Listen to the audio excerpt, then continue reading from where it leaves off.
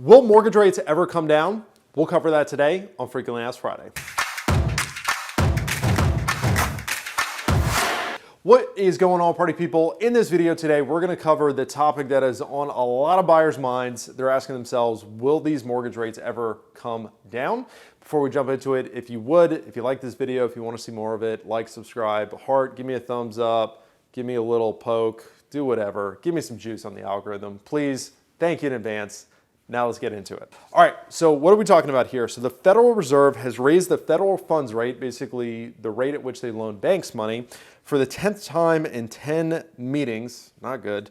And that has some people, including many buyers, asking, will the mortgage rates ever come down? Well, first thing we need to understand is that the Federal Reserve's public enemy number one right now is inflation. They have stated that explicitly. They are trying to get their arms around inflation. They are trying to control inflation, and that is why they've been raising the interest rates, because what they are doing is they're indirectly slowing the economy down by raising the federal funds rate, which in turn raises interest rates, including mortgage rates, so that it's more expensive to borrow money, and it naturally slows the economy down, cools it down a little bit, where they have stated that it's basically been overheated, kind of out of the rebound from COVID. We also know from the meeting minutes from the Federal Reserve's Open Market Committee meeting in March that they are predicting that we're going to be heading into a recession later this year with a recovery over the subsequent 2 years. And you might be saying to yourself, Chris, this all sounds terrible, but what does this ultimately have to do with mortgage rates? Well,